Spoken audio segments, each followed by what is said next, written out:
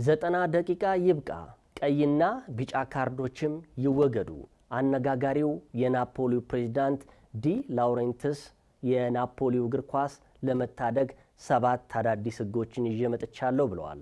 ወጣቱን ትውልድ ወደ ስታዲየም ለመመለስ ጨዋታው በጠቅላላ በ50 ደቂቃ ይጠናቀቅ የሚሉት የፕሬዝዳንቱ አበይታዊ ሀሳቦችና በናፖሊ ቤት ስላለው ወቅታዊ ውጥረት በይፋ ተናግረዋል። በዚህ ጉዳይ ላይ ተጨማሪውን አዘጋጅተናል። የናፖሊው ባለቤትና የፊልም ፕሮዲውሰሩ አውሬሊዮ ዲ ላውሬንቲስ በእግር ኳሱ ዓለም አነጋጋሪ ከሚባሉ ግለሰቦች ቀዳሚው ናቸው። በቅርቡ ከዘ አትሌቲክ ጋር ያደረጉት ቆይታ ደግሞ ለእግር ኳስ ቤተሰብ እጅግ አነጋጋሪ ሆኗል። አነጋጋሪው ዲ ላውሬንቲስ እግር ኳስ እየሞተ ነው ወይ ተብለው ለተጠየቁት ጥያቄ መልሱ አዎ ነው ሆኗል። እንዲህ ይቀጥላሉ። የዘመኑ ወጣቶች በቪዲዮ ጌም ተጠምደዋል። 90 ደቂቃ ሙሉ እግር ኳስን ለመመልከት ትዕግስት የላቸውም የሚሉት እኚህ አነጋጋሪ ሰው ጨዋታው ወደ 50 ደቂቃ እንዲቀንስና ካርዶች እንዲጠፉ የሚጠይቁ አዳዲስ ህጎችን ይዘው ብቅ ብለዋል። ከሆሊውድ ኮረብታማዎች እስከ ኔፕልስ እሳተ ገሞራ የዲ ላውሬንቲስን አብዮታዊ ሐሳቦችና የናፖሊን የጀርባ ሚስጥራት በጥቂቱ እንመለከታለን። The soccer is like to make a movie without script every week. In each moment of the week you have sensational moment. ዲ ላውሬንቲስ እግር ኳስን እንደ ፊልም ነው የሚመለከቱት። እንደሳቸው እምነት ጨዋታው ፍጥነቱ ሊጨምር ይገባል ይላሉ። ምክንያቱን ሲጠቅሱ ደግሞ የ6 ዓመት የልጅ ልጄ የ15 ደቂቃ እረፍት ሲሰጥ ወደ ክፍሉ ሄዶ የፊፋን ጌም መጫወት ይጀምራል ይላሉ። ታዲያ የእሳቸው መፍትሄ ጨዋታውን ከ90 ደቂቃ ወደ 50 ደቂቃ መቀነስ እንዲሁም በጠቅላላ በ50 ደቂቃ እንዲጠናቀቅ ማድረግ ነው። ነገር ግን ኳስ ከሜዳ በምትወጣበት ሰዓት ሁሉ ሰዓቱ እንዲቆም ይፈልጋሉ። በኦፍሳይድ ላይ ያላቸው አመለካከት ደግሞ የጥቂት ሚሊሜትር ኦፍሳይድ ጎል መሻር የለበትም፣ ህጉ መቀየር አለበት። ምክንያቱም ብዙ ጎል ካልተቆጠረ ጨዋታው ማራኪ አይሆንም ይላሉ። አስገራሚው የዲ ላውሬንቲስ ሐሳቦች ይቀጥላሉ።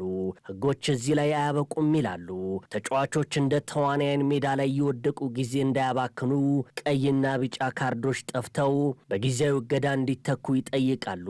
ቢጫ ካርድ ለ5 ደቂቃ፣ ቀይ ካርድ ደግሞ ለ20 ደቂቃ ተጫዋቾችን ከሜዳ ያሳግዳል። ጎል ለማብዛት ደግሞ የኦፍሳይድ ህግ መላላት አለበት ባይ ናቸው።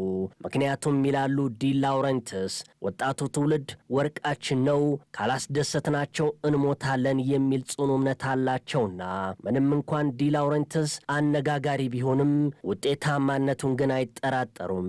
እንደ አውሮፓውያኑ ዘመን ቀመር በ2004 በኪሳራ ተዘግቶ የነበረውን ናፖሊን በ32 ሚሊዮን ዩሮ ገዝተው ዛሬ በገንዘብ የበለጸገና የ2 ጊዜ ሴሪያ ሻምፒዮን እንዲሆን አድርገውታል።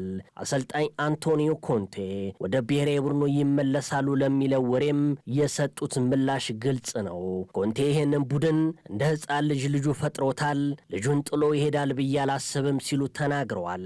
ናፖሊን በ2 ዓመታት ውስጥ 2 የሴሪያ ዋንጫዎችን እንደ አውሮፓውያኑ ዘመን ቀመር 2023 እና 2025 እንዲያሳካ ያደረጉት ዲ ላውሬንቲስ አሁን ያሉት ህጎች ወጣቱን ትውልድ ከእግር ኳስ እያራቁት ነው ብለው ያምናሉ። አውሬሊዮ ዲ ላውሬንቲስ ስለ አንቶኒዮ ኮንቴና ስለ ክቫራትስኬሊያ አለመግባባት ድብቁን አጀንዳ ይፋ አድርገውታል። ባለፈው የውድድር ዘመን አጋማሽ ላይ ክቫራትስኬሊያ ወደ ፒኤስጂ ያመራው በእሳቸውና በአንቶኒዮ ኮንቴ መካከል በተፈጠረው አለመግባባት እንደሆነ ይፋ አድርገዋል። እንደሳቸው ገለጻ ከሆነ ፒኤስጂ ለኦሲሜያንና ለክቫራ በአንድ ላይ 200 ሚሊዮን ዩሮ አቅርበው ነበር። ኮንቴ ኦሲሜንን ሽጠው ክቫራን ግን አትሽጣለኝ፣ ነገር ግን የተጫዋቹ ወኪልና አባቱ ቫምፓይሮች ናቸው፣ በህግ እያስፈራሩኝ ስለነበር መሸጡን መረጥኩ ይላሉ። ታዲያ ኮንቴ በዚህ ደስተኛ አልነበረም ሲሉ አነጋጋሪ ጉዳያቸውን ዛሬ ላይ ይፋ አድርገዋል።